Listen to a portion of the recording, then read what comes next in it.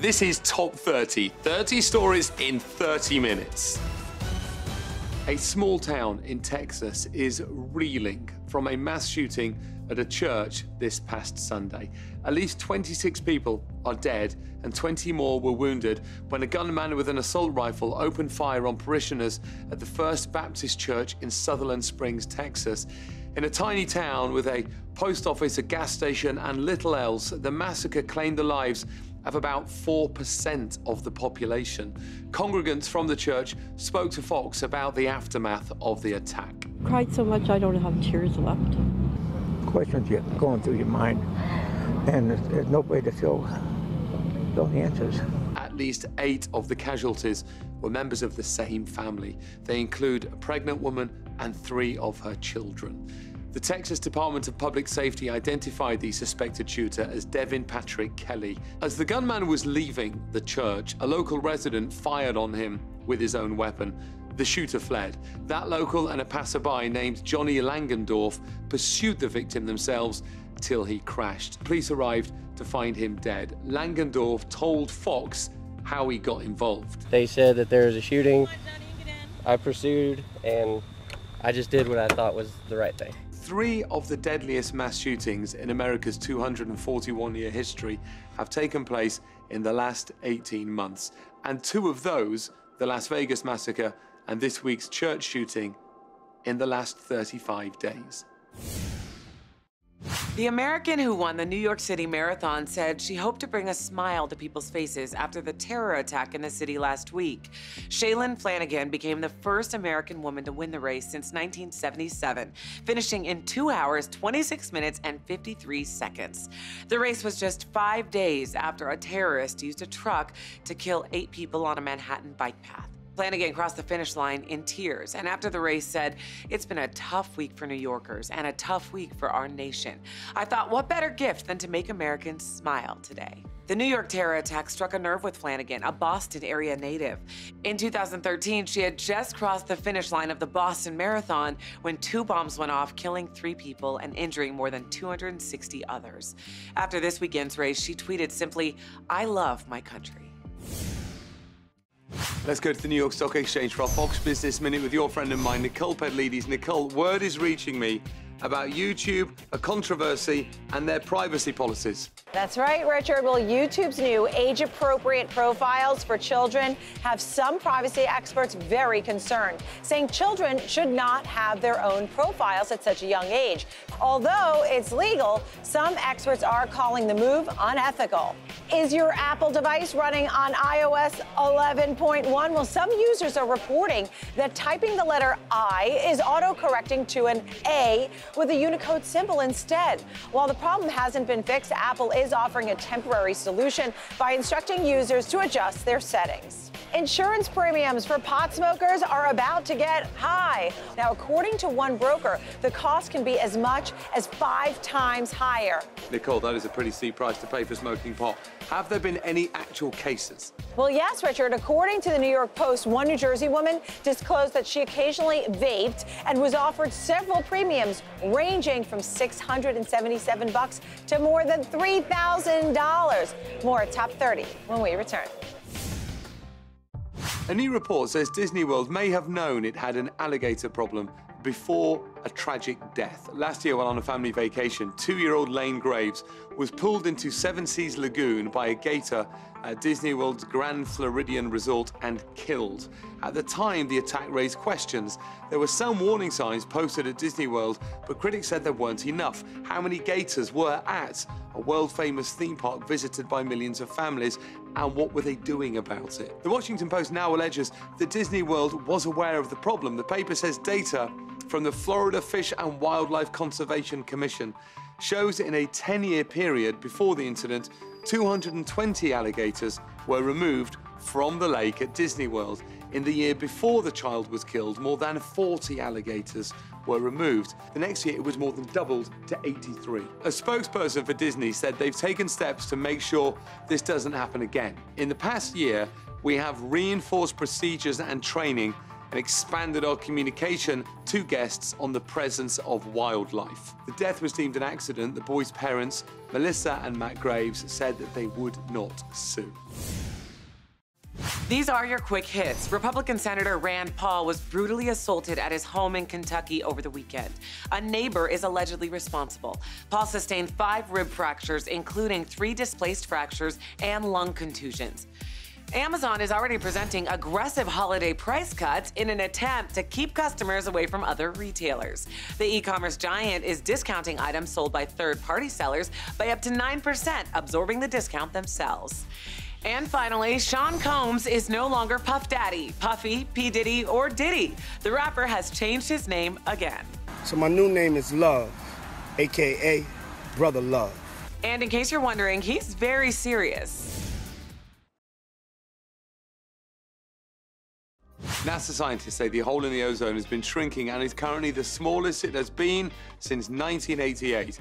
According to the Washington Post, scientists put the shrinking of the hole experienced since 2016 down to rising temperatures, which are attributed to global warming. Paul A. Newman, chief Earth scientist at NASA's Goddard Space Flight Center in Maryland, said weather conditions over Antarctica were a bit weaker and led to warmer temperatures, which slowed down ozone loss.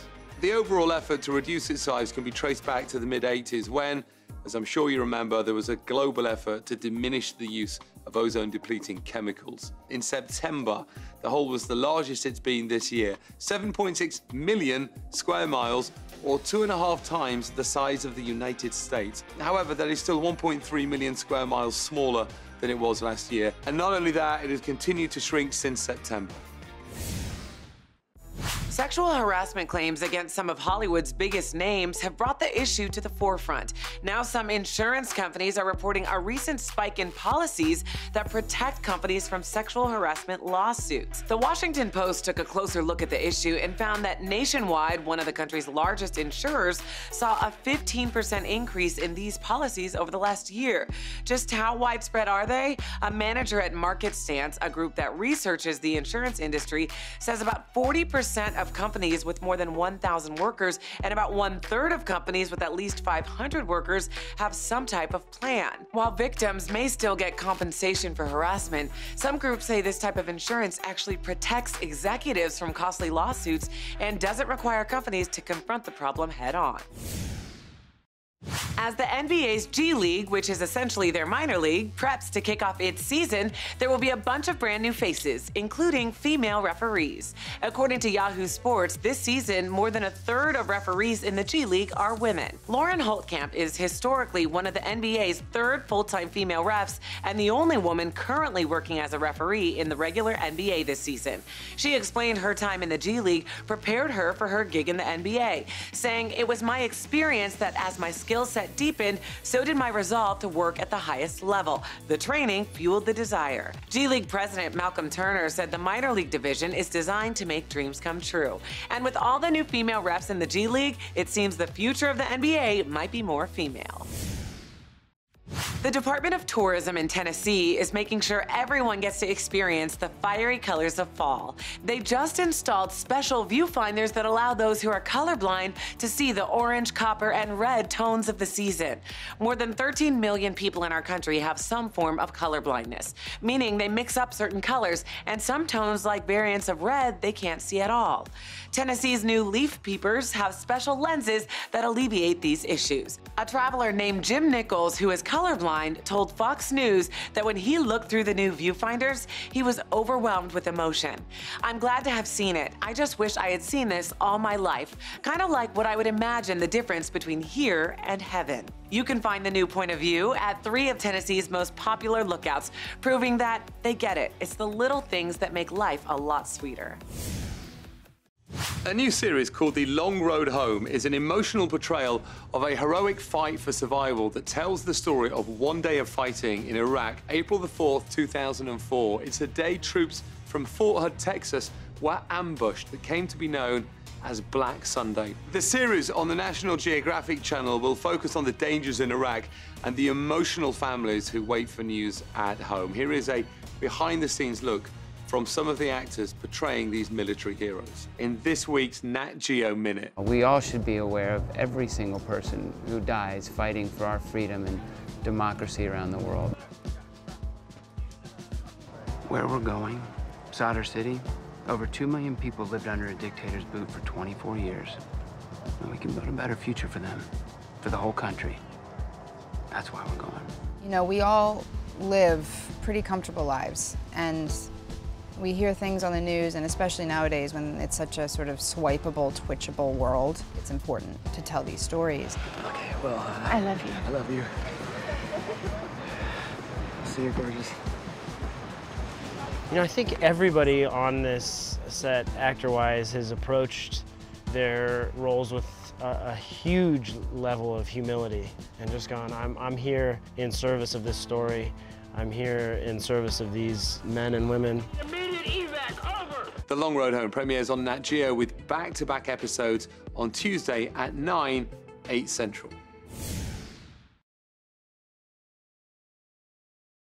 In today's Hometown Stories from Fox 10 Phoenix, in effort to give back to those who sacrificed so much, Destiny's Bride is providing free wedding dresses to those marrying a military member, first responder, or who are one themselves. Brides-to-be can go to the Brides Across America website to find out if they qualify and find participating stores in their area. Destiny's Bride took part in the program 3 years ago, and out of all the participating shops across the country, they gave away the most dresses. They hope to do the same this year. Our next story from Fox 46 Charlotte. In another effort to thank service members, volunteers from the local Home Depot found out veteran Richard Moore's porch needed repair. And so they stepped up to the plate, providing all materials and labor needed for the update. The kind gesture meant a lot, considering many who served in Vietnam didn't get the hero's welcome of other wars. Say thank you for your service, even children. And wow. Our final story from Fox 2 San Francisco. Shipping containers, originally used as temporary housing for the festival Burning Man, are being used to help those whose homes burned down. Burners Without Borders will provide housing for 75 evacuees of the North Bay fires.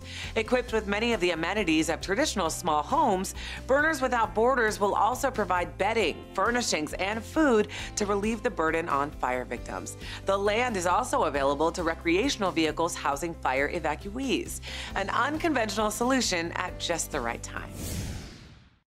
Experts and government agencies warn that this winter it will cost more to heat your home. More than 6 million homes in America use heating oil. This year, the price will rise by around 17%. Bloomberg reports the change is due to increased exports from the US to Europe and decreased supply after hurricanes this year damaged refineries in the Gulf of Mexico. Other heating methods are going up as well. According to the US Energy Information Administration in their winter fuels outlook, natural gas is going up by about 12%, electricity is expected to go up by 8%, propane has the largest projected increase, about 18%. Americans won't just be paying more for heat, they'll also be using more. Last winter was unseasonably warm for many in the Northeast. Forecasters at AccuWeather say this year that won't be the case. Experts say that if you want to save money, buy oil in advance, if possible, and make sure that your furnace is working efficiently. Sharks are now protected no matter what waters they are swimming in. A new conservation pact signed by 126 countries extends extra protection to sharks and other migratory species no matter what country they swim into. Countries at the Global Conservation Convention vowed to protect the animals from being domestically killed or captured and collaborated on measures to protect them. The International Fund for Animal Welfare said blue sharks are especially vulnerable. They're the most highly fished sharks in the world. With 20 million caught around the world each year, this puts pressure on countries to commit to international protection. The new protection agreement also includes dusky sharks, angel sharks, white spotted wedgefish, and guitarfish. Because the truth is, sharks' biggest predators are us. Vehicle attacks by terrorists are on the rise, and experts are debating what to do about it. The recent deadly attack by a suspected terrorist driving a truck onto a New York bike path killed 8 and injured at least a dozen. According to the NYPD, the driver followed almost exactly to a T the instructions that ISIS had put out on its social media channels. The Islamic State has encouraged vehicle attacks because it's low cost, requires no special skills, and renting a car arouses less suspicion than purchasing weapons. Unfortunately, those are also the reasons that law enforcement has struggled to prevent these attacks. Earlier this year, 13 people were killed in an attack on Barcelona. London has seen 3 vehicle attacks this year alone. In Nice, France last year, a single van driver killed 83 people. New York has called for more concrete barriers and steel bollards, posts about the size of fire hydrants.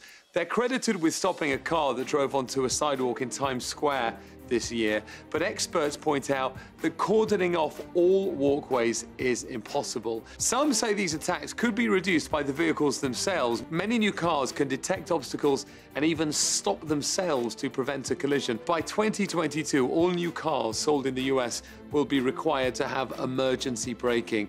Law enforcement officers say they still rely on citizens to report suspicious behavior.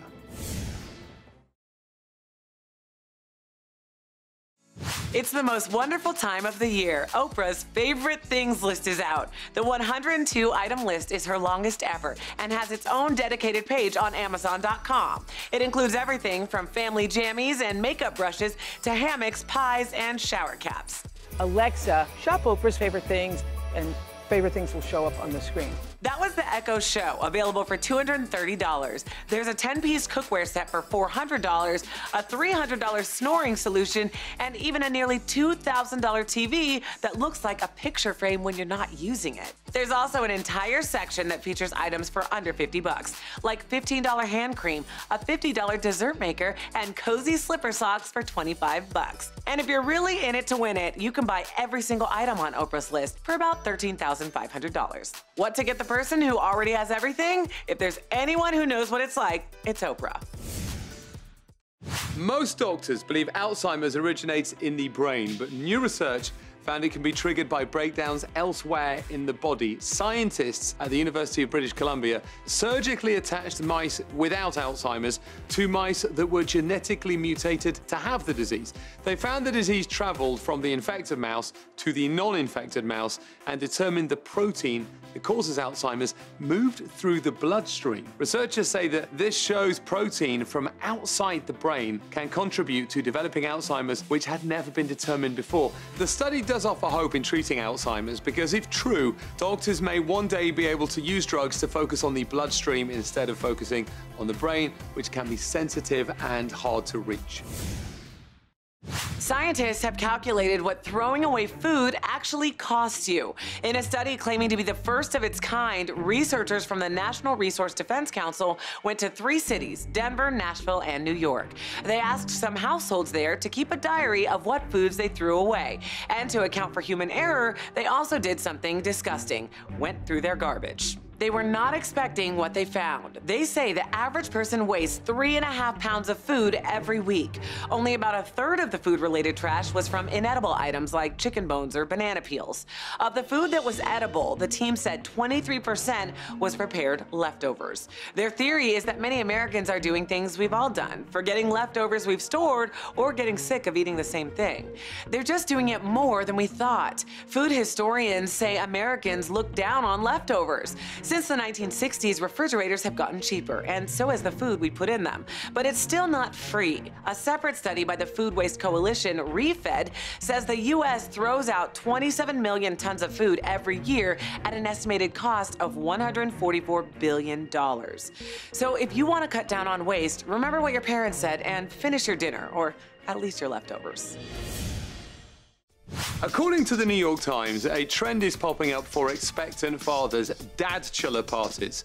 While baby moons, a vacation a couple takes before the birth, are expanding ways expectant couples celebrate, the Dad-chelor party is all about the father. Unlike the family-friendly activities surrounding mother-focused baby showers, the Dad-chelor party is the opposite. As men's lifestyle website The Manual points out, this event is more about partying with your friends to celebrate the end of your pre-baby life. Brewery tours and poker games are just some of the activities involved in these man showers. And while traditional baby shower games show up every once in a while, like diapering a doll while blindfolded, it usually involves a lot more alcohol. Although how most lads distinguish a Dad-chelor night out from most other nights out is hard to know.